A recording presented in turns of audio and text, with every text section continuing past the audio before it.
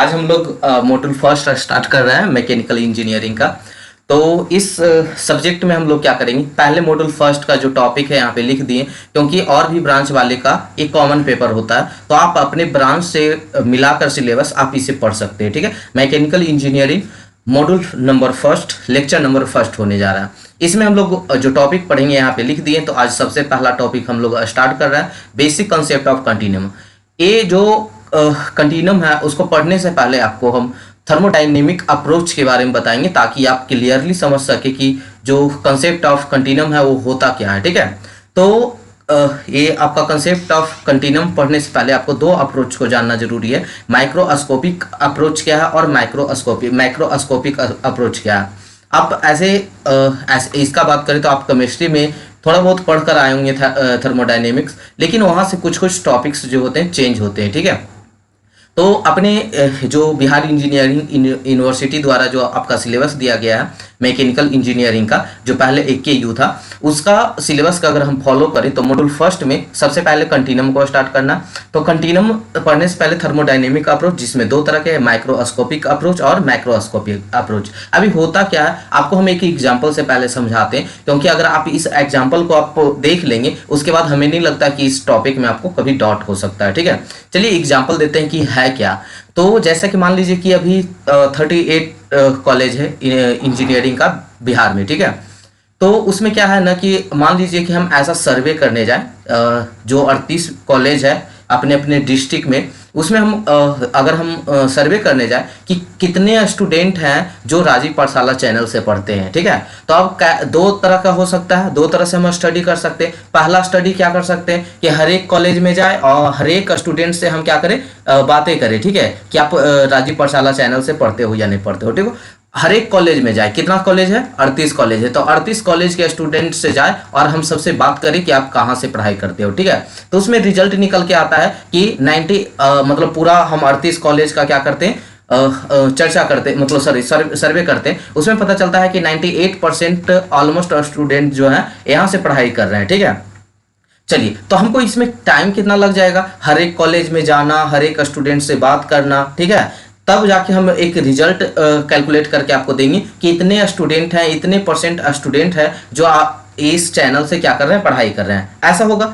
दूसरी तरह से हम क्या कर सकते हैं कि 38 कॉलेज में ना जाकर बस एक कॉलेज में जाएं और एक कॉलेज से ही हम एनालिसिस कर ले कि इतने परसेंट स्टूडेंट यहाँ से पढ़ते हैं, तो लगभग इसी तरह से सभी कॉलेज के स्टूडेंट क्या कर रहे होंगे, पढ़ रहे होंगे। ठीक है, तो ये जो हम हर एक किसी भी बॉडी का, किसी भी सिस्टम का हर एक मॉलिक्यूल पे जो स्टडी कर रहे हैं वो क्या हो रहा है, माइक्रोस्कोपिक हो रहा है। अगर हम एक मास लेवल पे, जैसे अभी बता रहे थे कि जो हम स्टडी करें एक कॉलेज का कर ले, अब बताए कि लगभग इसी तरह से सभी कॉलेज में होंगी, तो उसको हम लोग क्या कहते हैं, माइक्रोस्कोपिक अप्रोच कहते हैं। आई होप माइक्रोस्कोपिक अप्रोच और मैक्रोस्कोपिक अप्रोच में आपको समझ में आया होगा। ठीक है, कि क्या हम करते हैं। पॉइंट में देखते हैं हम लोग कि माइक्रोस्कोपिक अप्रोच में क्या क्या पॉइंट है।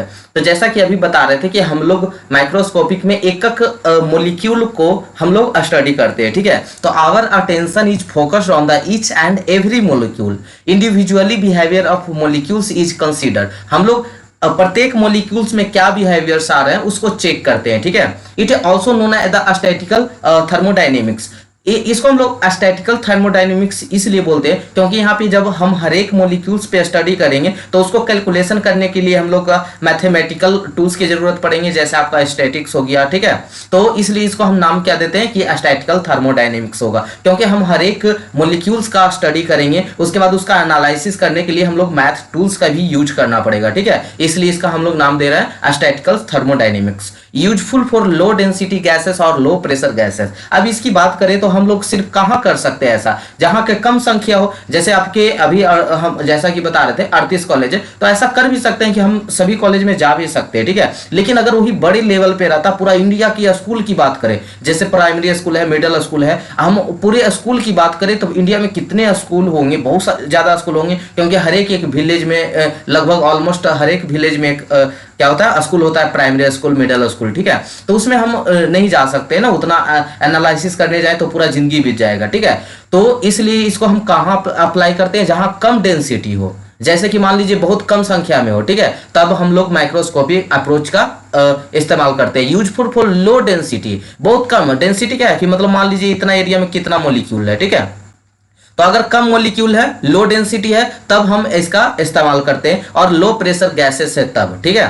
लेकिन वही बात करें अगर माइक्रोस्कोपिक एक सेकेंड, माइक्रोस्कोपिक व्यू पॉइंट को यानी माइक्रोस्कोपिक अप्रोच को, ठीक है, तो our attention is focused on a certain quantity of matter. यहाँ पे हम लोग क्या करते हैं, कुछ सर्टेन क्वांटिटी का क्या करते हैं, एनालिसिस करते हैं। Average behaviour of molecules is consider, हम लोग क्या करते हैं, एवरेज बिहेवियर। एवरेज बिहेवियर का मतलब समझ रहा है, जैसे अभी बताया कि हम एक कॉलेज जाएंगे, वहां पे क्या करेंगे कि उस कॉलेज का कर दिए तो मतलब लगभग इसी तरह से सभी कॉलेज के होंगे, ठीक है। तो यही average behaviour of A molecules is consider. जैसे मान लीजिए कि हम 3 लाख मॉलिक्यूल्स पे स्टडी करने वाले हैं, मेरे पास कितने मॉलिक्यूल्स है, 3 लाख आपका क्या है, मॉलिक्यूल्स है, जिसमें हम क्या करेंगे 10,000 मॉलिक्यूल्स का स्टडी कर ले, 10,000 मॉलिक्यूल का स्टडी कर ले, उसका ये जो डाटा आया होगा उसी तरह से सभी पर 10,000 पे सबका क्या होगा, रिजल्ट आएगा, ठीक है। मतलब समझ रहे हैं कि हम एक एवरेज मानकर कर लेते हैं, ठीक है। It is known as classical thermodynamics, इसको हम लोग क्या कहते हैं, क्लासिकल थर्मोडाइनेमिक्स के नाम से जानते हैं, ठीक है। चीज को हम एग्जांपल से समझाते हैं, ठीक है। वैसे देखिए, जैसे मान लीजिए कोई हम पहले एक सिस्टम ले लेते हैं, ठीक है, क्या करते हैं, एक सिस्टम ले लेते हैं। मान लीजिए आपका क्या है, सिस्टम है, ठीक है। इस सिस्टम में हमको प्रेशर को मेजर करना है, किसको मेजर करना है, प्रेशर को। तो यहाँ पे एक मैनोमीटर लगा देते हैं, आप फ्लूइड मैकेनिक्स में पढ़ेंगे, ठीक है। तो यहाँ पे क्या करते हैं, एक मैनोमीटर लगा देते हैं प्रेशर मेजर करने के लिए। तो हम कितने एरिया पे यहाँ पे क्या करें कि मैनोमीटर लगाए ताकि मेरा रिजल्ट एक्यूरेट आए। मान लीजिए हम ऐसा साइज का लगा दे, ऐसा साइज का मैनोमीटर लगा दे, या मान लीजिए कि और कम पतला साइज का लगा दे, ठीक है, और कम साइज का लगा दे, या और क्या करें, और पतला या और ज्यादा चौड़ा लगा दे। तो मतलब कितना साइज का हम मैनोमीटर यहाँ पे लगाए ताकि मेरा क्या हो, एक्यूरेट वैल्यू आए, ठीक है। जैसे कि एक एग्जांपल से समझते हैं हम लोग। जैसे मान लीजिए इस एक मग है जिसमें क्या है, पानी है। अब इसको हम जूम करते हैं, वाटर को जूम करते हैं, तो और फिर और जूम कीजिए, फिर और जूम कीजिए, तो यहाँ पे मोलिक्यूल्स में नजर आएंगे कि, क्योंकि आप जानते हैं कि सॉलिड में जो मोलिक्यूल्स के बीच का गैप होता है वो बहुत ही नेग्लिजिबल होता है, ठीक है। लेकिन वही लिक्विड और लिक्विड में उससे थोड़ा सा कम गैप होता है, मतलब सॉरी थोड़ा सा ज्यादा गैप होता है। फिर गैस की बात करें तो और ज्यादा गैप होता है। ऐसा पढ़े ना कि सॉलिड में जो होता है मॉलिक्यूल्स के बीच में बहुत कम गैप होता है, बहुत कम गैप होता है ना। अगर हम वही लिक्विड की बात करें, एक सेकेंड, अगर हम लिक्विड की बात करें तो गैप थोड़ा सा क्या होता है, ज्यादा होता है। गैप इसके मॉलिक्यूल्स के बीच में क्या होता है, ज्यादा होता है। अगर हम गैस की बात करें तो उसके मॉलिक्यूल के बीच में बहुत ज्यादा गैप होता है, ठीक है, एज कंपेयर टू सॉलिड और लिक्विड, ठीक है। तो अगर हम यहाँ पे वाटर मॉलिक्यूल्स को अगर हम देख रहे हैं जूम करके, तो यहाँ पे क्या दिख रहा है कि इसके बीच में कुछ गैप है। तो अगर मान लीजिए कि जो मैनोमीटर हम अभी लगा रहे थे, तो मान लीजिए मैनोमीटर इस गैप के एरिया में ही लग जाता, अगर इस गैप के एरिया में ही लग जाता तो इधर तो बहुत ज्यादा आ जाता, मतलब हमको तो कुछ रिजल्ट मिलने वाला नहीं है, क्योंकि जो हम प्रेशर मेजर कर रहे हैं वो कहाँ का कर रहे हैं, जहां पे गैप है, ठीक है। तो बात समझ रहे हैं कि ऐसा हो सकता है ना कि सर अभी आप बोल रहे जैसे 2 तरह के आपका था, एक था माइक्रोस्कोपिक और दूसरा था मैक्रोस्कोपिक, ठीक है। तो दोनों में हम लोग क्या कर रहे थे कि एक में बोले कि आपको क्या करना है, हर एक मॉलिक्यूल को स्टडी करना है। तो जानते हैं कि जो हर एक मॉलिक्यूल का स्टडी करेंगे उसका एकदम रिजल्ट एक्यूरेट होगा, उसका रिजल्ट क्या होगा, पूरे एक्यूरेट होगा। लेकिन अगर हम माइक्रोस्कोपिक वाला बात करें तो उसमें हम क्या बोले थे कि एक सर्टेन एरिया ले लेते हैं, ठीक है, पूरा का स्टडी ना करके हम एवरेज का स्टडी करते हैं। तो एवरेज का स्टडी करते हैं, तो जैसा कि अभी हम एक एग्जांपल आपको दिखा रहे हैं कि जैसे कि मान लीजिए कि हम वाटर को जूम कर रहे हैं, वाटर मॉलिक्यूल को जूम कर रहे हैं, और जूम करें और जूम करें, तो यहाँ पे नजर कुछ आएगा। जैसा कि आप अभी जस्ट बताया कि सॉलिड में बहुत कम गैप होता है, लिक्विड में उससे थोड़ा सा ज्यादा गैप होता है, गैस में बहुत ज्यादा गैप होता है। तो लिक्विड में गैप है, मतलब वाटर में क्या होगा, वाटर के मॉलिक्यूल के बीच में क्या होगा, गैप होगा। अगर हम गैप है यहीं पे जो मैनोमीटर लगा रहे थे, जहां गैप है वहीं पे क्या कर दे, मैनोमीटर लगा दे, तो आपका रिजल्ट पे क्या फर्क पड़ेगा। बात समझ में आ रहा है। तो यहाँ पे ये बात होता है कि हम कितना साइज ले, कितना वॉल्यूम ले ताकि मेरा एक्यूरेट आए। एक्यूरेट कैसा, इसके जैसा माइक्रोस्कोपिक के जैसा मेरा माइक्रोस्कोपिक वाला भी क्या आए, रिजल्ट आए, ठीक है। मतलब ये बोलने में एक जैसा लग जा रहा होगा, ठीक है, क्योंकि वर्ड जो दम मिलता जुलता है, सिर्फ आई और ए का अंतर है, ठीक है। तो हम यहाँ लिख दे रहे हैं ताकि इसमें क्या था कि इसमें था कि हम प्रत्येक मॉलिक्यूल का क्या कर रहे थे, एनालिसिस कर रहे थे प्रत्येक मॉलिक्यूल का। यहाँ पे क्या कहे कि एक सर्टेन मॉलिक्यूल का हम लोग क्या करते हैं, एनालिसिस करते हैं। तो ये माइक्रो वाला में क्या करते हैं हम लोग, कि इसका तो छोड़िए दीजिए, इसका तो प्रत्येक मॉलिक्यूल का करेंगे तो हम जानते हैं कि इसमें जो रिजल्ट आएगा 100% आएगा, मतलब पूरा एक्यूरेट ही आएगा, क्योंकि हम हर एक मॉलिक्यूल का कर रहे हैं। लेकिन यहाँ पे क्या एरर आने का चांसेस है, कहाँ से देखे, इस एग्जांपल से देखे, है ना, बात समझ में आ रहा है। तो हम कौन सा ऐसा साइज ले, कौन सा ऐसा वॉल्यूम ले कि मेरा जो स्टडी है मैक्रोस्कोपिक वाला वो क्या हो, या तो एरर आए भी तो थोड़ा बहुत कम आए, मतलब थोड़ा बहुत आए, नेग्लिजिबल आए, जिसको कि हम नेग्लेक्ट कर सकते हैं, या मेरा क्या है एक्यूरेट आए, किसके जैसा, माइक्रोस्कोपिक जैसा, यानी 100% जिसका रिजल्ट था प्रत्येक मॉलिक्यूल का स्टडी कर रहे थे उसका, उसके जैसा रिजल्ट आए। ठीक है, तो हम इसको में क्या साइज ले, क्या वॉल्यूम ले, उसकी बात करते हैं। तो यहाँ पे हम लोग क्या करते हैं, अजम्पशन लेकर चलते हैं। क्या लेते हैं, अजम्पशन लेते हैं, कंटिन्यूअस। ठीक है, इसको हम ऐसा बोल सकते हैं कि कंटिन्यूअस क्यों अजम्पशन लिए, क्योंकि हम जान रहे हैं कि यहाँ पे क्या है, डिसकंटिन्यूअस है, कहीं पे गैप है ज्यादा, कहीं पे कम है। ठीक है, कहीं पे मॉलिक्यूल्स दूर दूर पे हैं। ठीक है, तो यहाँ पे हम एक क्योंकि ये डिसकंटिन्यूअस है, अगर डिसकंटिन्यूअस है तो हमको कैलकुलेशन करने में दिक्कत होगा, क्योंकि हम मैथमेटिकल्स अप्लाई करेंगे, जैसे कैलकुलस, आपका क्या बोलते हैं, इंटीग्रेशन, डिफरेंशिएशन, ये सब अप्लाई नहीं कर सकते डिसकंटिन्यूअस पे, इसलिए हमको एक अजम्पशन मानना पड़ेगा, जिसे हम लोग क्या कहते हैं, कंटिन्यूअस कहते हैं। तो जो अजम्पशन हम ले रहे हैं ना कंटिन्यूअस, उसी को हम लोग क्या कहते हैं, कंसेप्ट ऑफ कंटिन्यूम, यानी कंटिन्यूम, कंटिन्यूअस और मीडियम को मिलाकर एक कंसेप्ट बना है, जिसे हम लोग क्या कहते हैं, कंटिन्यूम कहते हैं। अब ये कंटिन्यूम में होता क्या है, जिसके बारे में समझते हैं। तो ये कंटिन्यूम एक क्राइटेरिया बताता है, यानी आपका जो नॉड्सन नंबर एक आएगा, जो अभी सिखाएंगे आपको, 0.001 से अगर लेस देन है तब हम लगा सकते हैं मैक्रोस्कोपिक। ठीक है, तब हम लगा सकते हैं मैक्रोस्कोपिक अप्रोच, अदरवाइज हमको फिर कहां जाना पड़ेगा, माइक्रोस्कोपिक अप्रोच पे जाना पड़ेगा। ठीक है, तो a concept of continuum gives the criteria to apply macroscopic view point. ये क्या करता है कि हमको ये बताता है कि आपको माइक्रोस्कोपिक अप्रोच लगाना है कि नहीं लगाना है। कौन बताता है, जो कंसेप्ट ऑफ कंटिन्यूम है, ध्यान से सुनिएगा, कंसेप्ट ऑफ जो कंटिन्यूम है, जो हमको बताता है कि आप इस अप्रोच को लगा सकते हैं कि नहीं लगा सकते, किसको, माइक्रोस्कोपिक व्यू पॉइंट को लगा सकते हैं कि नहीं। तो ये हम एक नॉड्सन नंबर आगे निकालेंगे, जो 0.001 से लेस देन होता है, तब हम कहते हैं कि माइक्रोस्कोपिक पॉइंट व्यू लगा सकते हैं वहां पे। ठीक है, और क्या बताता है, it gives the minimum volume which must be considered so that the system should be continuous and or averaging is the meaningful. ये बताता है, और क्या बताएगा कि हम कितना मिनिमम वॉल्यूम ले ताकि हम वहां पे मैक्रोस्कोपिक अप्रोच लगा सके। ठीक है, और मेरा मीनिंगफुल डाटा आए, मीनिंगफुल रिजल्ट आए। बात को समझ पा रहे हैं आप। ठीक है, जैसे कि मान लीजिए हम यहाँ पे आपको समझा कर दिखाते हैं कि जैसे मान लीजिए कि हम किसी भी चीज, जैसे प्रेशर हो गया, डेंसिटी हो गया, इसको हम स्पेस के रिस्पेक्ट में ही डिफाइन करते हैं। ठीक है, तो मान लीजिए कि इसको हम एक छोटा सा एग्जाम्पल दे रहे हैं आपको, देखिए बहुत अच्छे से समझ में आ जाएगा कि इसको हम जूम करके देखते हैं। तो अगर हम इसका वॉल्यूम बढ़ाते हैं तो उसमें डेंसिटी का वेरिएशन कैसे होता है, ध्यान से सुनिएगा। अगर हम वॉल्यूम को चेंज करते हैं तो उसमें डेंसिटी का वेरिएशन कैसे होता है, तो देखिए यही ग्राफ निकल के आएगा। इस ग्राफ को हम बहुत ही इजीली समझा देते हैं, बहुत ही, देखिएगा कैसे। जैसे मान लीजिए कि आपको जनरल लाइफ से एग्जांपल देते हैं, क्योंकि आपके जनरल लाइफ से अगर आपको एग्जांपल देंगे तो आपको अच्छे से क्लियर हो जाता है। ठीक है, तो सुनिएगा, जैसे कि मान लीजिए कि ऐसा करते हैं कि आप कोचिंग खोले। ठीक है, मान लीजिए कोचिंग खोलें, ध्यान से सुनिएगा, मान लीजिए आप एक कोचिंग खोलें, तो कोचिंग खोलें तो आपके कितने बच्चे आ रहे हैं, 2 बच्चे आ रहे हैं। आपके पास कितने बच्चे आ रहे हैं, 2 बच्चे आ रहे हैं। तो आपको दोनों पे नजर रहेगा, आप एक टीचर हैं। ठीक है, आपको दोनों पे नजर रहेगा कि हाँ कौन आ रहा है, कौन जा रहा है, मतलब आज नहीं आया, कोई एक बच्चा नहीं आया तो उस पर पूछते हैं आप कि ये बच्चा क्यों नहीं आया। क्योंकि देखिए कभी ना कभी आप लोग जितने भी स्टूडेंट होंगे, कभी ना कभी 1-2 बच्चे को जरूर ऐसा होगा कि मतलब एक दिन ही पढ़ाए होंगे या 2 दिन ही पढ़ाए होंगे, या नहीं भी पढ़ाए होंगे तो आसपास के बच्चों को देखते होंगे कि ऐसा पढ़ाया जाता है, या खुद भी एज्यूम कर सकते हैं कि जैसे मान लीजिए कि 2 बच्चे हैं तो आए, तो एक ऐसा पूछेंगे ना कि वो बच्चा क्यों नहीं आया। अब चलिए 2 बच्चा था, अब क्या हो गया, 3 बच्चा हो गया, 3 नहीं 5 बच्चा हो गया। फिर भी अगर कोई आ रहा है, जैसे यहाँ से कोई बच्चे चले गए तो आपको नजर रहेगा कि वो बच्चा आज नहीं आया, या कोई एक्स्ट्रा बच्चा आ जाता है तो उसका नाम वगैरह पूछते हैं क्योंकि वो न्यू बच्चा आया है। ठीक है, तो देखिए अगर हम वॉल्यूम चेंज कर रहे हैं तो उसमें डेंसिटी का वेरिएशन देखिएगा कैसे होता है। तो मान लीजिए कि हम यहाँ पे वॉल्यूम चेंज किए तो डेंसिटी में वेरिएशन बहुत ज्यादा है डेंसिटी में वेरिएशन। ठीक है, क्योंकि मान लीजिए एक जैसे 2 ही बच्चे आए, जैसे अभी एक सेकंड अभी पूरा समझाया नहीं था इसको, मान लीजिए 2 ही बच्चा आया था। कितना बच्चा आया था, 2 बच्चा आया था। तो 2 बच्चा आया तो एक बच्चा के लिए आप सोचते हैं ना कि अच्छा वो आएगा तो फिर से बताना पड़ेगा, चलो जाओ वो दोनों आएगा तो एक ही दिन कंसेप्ट बता देंगे। यानी हम डेंसिटी में वेरिएशन बहुत ज्यादा हो रहा है, मतलब आपको उसके बिना आप पढ़ाया नहीं जा रहा है आपसे। ठीक है, अगर वही 5-6 बच्चा आ गया तो 5-6 बच्चा आ गया, फिर भी इसमें भी आपको डेंसिटी में वेरिएशन देखने को मिल रहा है, ठीक है, आपको कुछ कमी महसूस हो रहा है, ठीक है। उसी तरह से देखिए जैसे जैसे वॉल्यूम बढ़ाते जाएंगे वैसे, लेकिन पहले वाला से कम लग रहा है। पहले जब 2 बच्चा आया था तो एगो नहीं आया था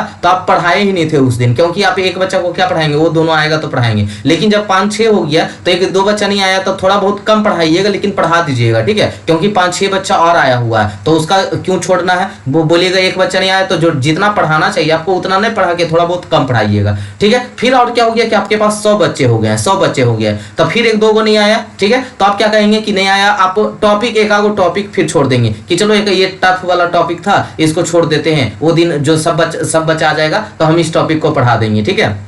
अब मान लीजिए आपको जैसे बहुत सारे बच्चे आ गए, आप इंडिया के टॉप लेवल का टीचर बन गए, ठीक है, आपके पास बहुत करोड़ों बच्चे आ गए। अब आपको ध्यान ही नहीं जाएगा कौन बच्चा आ रहा है कौन बच्चा जा रहा है, आपको पता चलेगा, आपको कुछ भी नहीं पता चलेगा आज कौन आया नहीं आया, ठीक है। बस एक मास लेवल पे आपको स्टूडेंट देखेंगे, आप खाली स्टूडेंट दिखेगा, कौन आया नहीं आया उससे आपको फर्क ही नहीं पड़ेगा। तो उसी तरह से जैसे जैसे हम वॉल्यूम चेंज करते जाएंगे वैसे वैसे डेंसिटी में यहाँ क्या दिखेगा, वेरिएशन दिखेगा। और वॉल्यूम चेंज करेंगे और वॉल्यूम चेंज करेंगे डेंसिटी में वेरिएशन कम हो जाएगा, और वॉल्यूम चेंज करेंगे डेंसिटी में वेरिएशन कम हो जाएगा, और वॉल्यूम को बढ़ाएंगे फिर डेंसिटी का जो वेरिएशन है वो कम हो जाएगा। फिर एक ऐसा टाइम आएगा कि आपको पता ही नहीं चलेगा कि उसमें कुछ वेरिएशन भी हो रहा है। जब वॉल्यूम को आप बहुत बड़ा कर देंगे, बहुत जूम कर देंगे, मतलब टोटल वॉल्यूम बढ़ा देंगे तो आपको पता ही नहीं चलेगा कि उसमें वेरिएशन भी हो रहा है। बात समझ में आया। जैसे नहीं आया तो एक और एग्जांपल देते हैं कि मान लीजिए आपके पास कितना था, 10 रुपया था, आपके पास कितना था, 10 रुपया था, तो उसमें आपको एक 2 रुपया कोई ले ले, आपको एक 2 रुपया कोई चुरा ले या खा गए तो उसमें क्या हो गया, आपको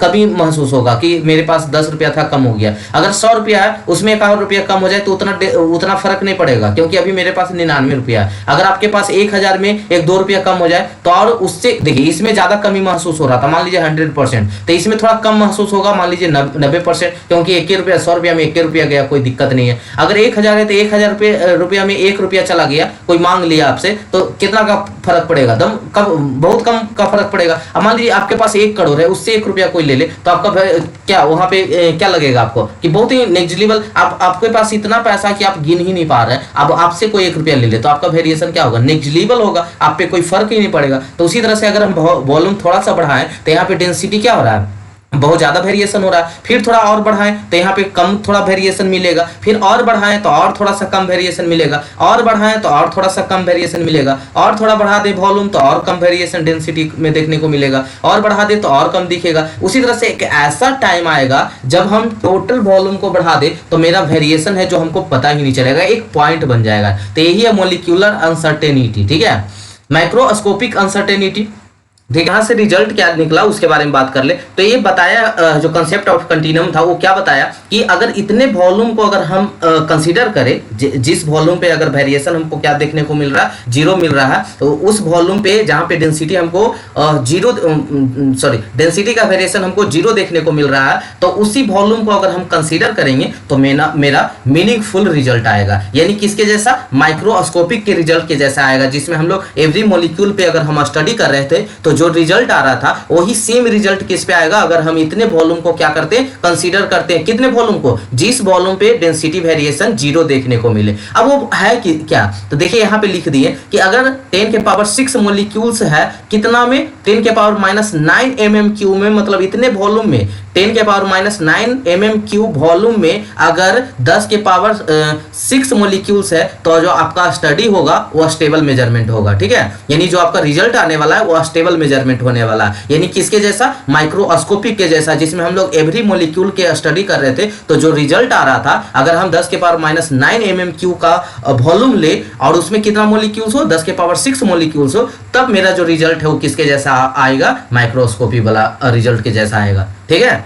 आई होप क्लियर। ठीक है, चलिए अच्छा अब कुछ और पॉइंट्स देख लेते हैं। In case of solid and liquid continuum is always satisfied. तो हमको सॉलिड और लिक्विड में उतना वेरिएशन देखने को नहीं मिलता है, तो ये मतलब गैप, मॉलिक्यूल्स के बीच में गैप देखने को नहीं मिलता है, तो ये ऑलवेज सेटिस्फाइड है। हमको जरूरत है किस पे, तो गैसेस पे है, but in case gases it is not always true, इसमें ऑलवेज ट्रू नहीं होता है। ठीक है, अच्छा यहाँ पे देख रहे हैं कि कुछ कुछ मॉलिक्यूल्स है दूर दूर पे है। ठीक है, तो यहाँ पे मीन फ्री पाथ क्या है, इसको डिफाइन करना, इसको बताना। तो हम हर एक चीज को आपको एग्जाम्पल से समझाएंगे ताकि आपको बेटर समझ में आए। ठीक है, चलिए मीन फ्री पाथ क्या है? तो मीन फ्री पाथ जो होता है ना, मान लीजिए फर्स्ट मॉलिक्यूल है जो सेकेंड मॉलिक्यूल से टकराया है, तो इसका जो डिस्टेंस होगा मान लीजिए उसको हम एल से डिनोट कर रहे हैं, ठीक है। फिर ए मॉलिक्यूल से जब मान लीजिए इससे टकरा गया तो इसका डिस्टेंस जो होगा L2 हो गया, इसका ए मॉलिक्यूल इससे टकराया L3 हो गया, ए मॉलिक्यूल इससे टकराया L4 हो गया। तो average distance travel by the molecules between two successive collision, उसी ही हम लोग क्या कहते हैं, मीन फ्री पाथ कहते हैं। अगर जो average distance travel by the molecules between two successive collision, अगर ये टकराने के दौरान वो जितना ट्रैवल किया था डिस्टेंस, उसके एवरेज को हम लोग क्या कहते हैं, मीन फ्री पाथ कहते हैं। आई होप क्लियर हुआ बाबू कि अगर आपसे पूछा जाए एक नंबर में क्वेश्चन, दो नंबर में जो आपका ऑब्जेक्टिव आता है सेमेस्टर पेपर में, तो उसमें अगर आपसे पूछा जाए कि या वाइवा में पूछा जाए या आपके कॉन्सेप्ट के लिए कि मीन फ्री पाथ क्या है, तो बोलिएगा कि जो मॉलिक्यूल्स है दूर दूर में है, गैप है, तो जब टकराएगा आपस में क्या करेगा, टकराने के बाद जितना ये डिस्टेंस ट्रैवल किया होगा, फिर सभी मॉलिक्यूल्स की बात कर रहे हैं, L2 हो गया फिर L3 हो गया, तो सभी के एवरेज डिस्टेंस को ही हम लोग क्या कहते हैं, मीन फ्री पाथ कहते हैं, ठीक है। मैं आपको बता दें कि मीन फ्री पाथ का अगर सिग्निफिकेंस पूछे तो हम बोलते हैं इसका गैप, ठीक है। ये गैप ही तो बताता है, जिससे मान लीजिए कि आप क्या करते हैं, ऐसे एरिया में चले जाइए जहां पे बहुत ही कम लोग रहते हैं, ठीक है। यानी कि आप कौन सा एरिया है भारत में जहां पे बहुत कम लोग पाए जाएंगे, जैसे मान लीजिए रेगिस्तान में चले गए, आप कहाँ चले गए, रेगिस्तान में, तो बहुत दूर जाने के बाद आपको कोई व्यक्ति मिलेगा, ठीक है। फिर बहुत दूर जाने के बाद कोई एक व्यक्ति मिलेगा, वही मान लीजिए कि हम लोग क्या करें, अपने सिटी के भीड़ भाड़ एरिया में चले जाए, जैसे मान लीजिए सब्जी मार्केट जाते होंगे तो चलने का जगह नहीं रहता होगा, यानी जल्दी जल्दी टकरा रहे हैं, क्या कर रहे हैं, जल्दी जल्दी टकरा रहे हैं, जल्दी जल्दी सब्जी मार्केट में क्या होता है, जाते हैं तो ऑलमोस्ट जाते ही होंगे, या कोई ऐसा मार्केट जहां पे जल्दी जल्दी मतलब कि बहुत भीड़ भाड़ वाला एरिया, तो वहां आप लोग क्या करते होंगे, देखते होंगे बहुत जल्दी जल्दी लोग मिलते रहते हैं, या ऐसा होता है कि चलने में नहीं बनता है जितना भीड़ भाड़ होता है, ठीक है। तो यहाँ पे क्या हो रहा है, गैप ही तो बता रहा है कि अगर इसका डिस्टेंस ज्यादा है तो गैप भी क्या होगा, ज्यादा होगा, ठीक है। तो मीन फ्री पाथ का सिग्निफिकेंस क्या है, गैप ही है, ठीक है। चलिए अब हम लोग आते हैं कैरेक्टरिस्टिक डायमेंशन, जो है साइज ऑफ द सिस्टम बताता है, सिस्टम का क्या साइज है। मान लीजिए कि पाइप रहेगा तो डायमीटर बोल देंगे, अगर मान लीजिए कुछ जैसे मान लीजिए लेंथ, कोई मतलब रॉड है तो उसको लेंथ बता देंगे, ठीक है। तो ये जो कैरेक्टरिस्टिक डायमेंशन है वो जो है वो साइज ऑफ द सिस्टम, उसको हम लोग एल से डिनोट करेंगे, किससे डिनोट करेंगे, एल से। मतलब बात समझ रहे हैं कि साइज ऑफ द सिस्टम, जैसे मान लीजिए कि आपका सिलेंडर ले लिए, ठीक है, सिलेंडर ले लिए, तो इसमें आपको क्या बताएंगे, डायमीटर से मेजर करेंगे इसको। अगर हम एक रड ले लिए तो इसको लेंथ से मेजर करेंगे, ठीक है। अगर हम मान लीजिए कुछ मास से करेंगे, वॉल्यूम से करेंगे, तो ये आपका क्या बताएगा, साइज ऑफ द सिस्टम बताएगा, ठीक है। तो ये एक नड्सन नंबर आते हैं जो क्या बताते हैं कि जो अगर साइज ऑफ द सिस्टम जो है 100 times greater than 100 times of किसका, मीन फ्री पाथ का, जो लैम्डा किसको डिनोट करे थे, मीन फ्री पाथ को, तो मीन फ्री पाथ से अगर 100 टाइम्स से ग्रेटर देन है तब हम उसको बोलते हैं कि यहाँ पे कंसेप्ट ऑफ कंटिन्यूमा अप्लाई होगा। मतलब ध्यान से सुनिएगा कि अगर हम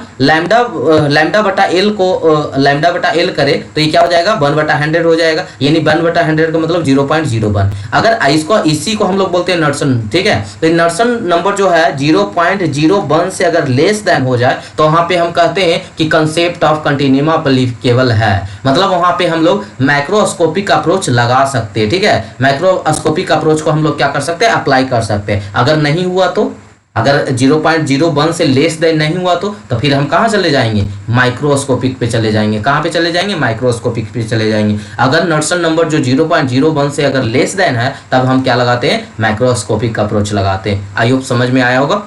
तो यहाँ पे बताएंगे एयर एट एटमॉस्फेरिक प्रेशर, जिसमें ये आपका मीन फ्री जो पाथ है वो कितना है, आपका 68 Nm है, ठीक है।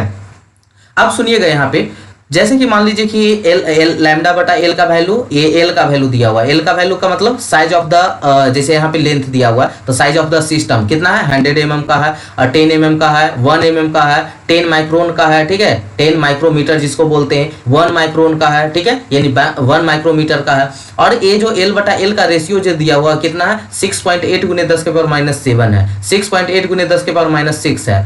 तो ये आपका जो वैल्यू है ये किससे है, 0.01 से लेस देन है, 0.01 से लेस देन है, 0.01 से लेस देन है, 0.01 से लेस देन है, लेकिन ये क्या है, इसको अगर हम करेंगे तो इसका वैल्यू कितना आएगा, 0.068, इतना ही ना आएगा। तो इसका वैल्यू क्या हो गया, ग्रेटर देन हो गया 0.01 से, तो ये ग्रेटर देन हो गया। तो यहाँ पे एप्लीकेबल इस पार्ट में एप्लीकेबल नहीं होगा। कौन? माइक्रोस्कोपिक। यहाँ पे माइक्रोस्कोपिक क्या है? एप्लीकेबल नहीं है। तो जब माइक्रोस्कोपिक एप्लीकेबल नहीं है तो वहां पे हमको क्या लगाना पड़ेगा? फिर से हमको कहां चल जाएंगे? माइक्रोस्कोपिक पे चल जाएंगे। अगर माइक्रोस्कोपिक एप्लीकेबल नहीं है तो फिर हम माइक्रोस्कोपिक। एक कौन बता रहा था? नॉर्सन नंबर बता रहा था कि अगर 0.01 से लेस देन रहेगा तभी हम कंसेप्ट ऑफ कंटिन्यूम को अप्लाई कर सकते हैं। तो यहाँ पे जो वैल्यू लास्ट वाला हम लोग वैल्यू देखिए वो कितना है? 0.068 है, यानी ये 0.01 से ग्रेटर देन है। ठीक है, 0.01 से ग्रेटर देन है। तो यहाँ पे हम लोग माइक्रोस्कोपिक अप्रोच को अप्लाई नहीं कर सकते। फिर से हम लोग कहाँ चला जाना होगा? जहां पे एवरी मॉलिक्यूल पे स्टडी कर रहे थे। ठीक है, तो यहाँ तक कौन अप्लाई होगा?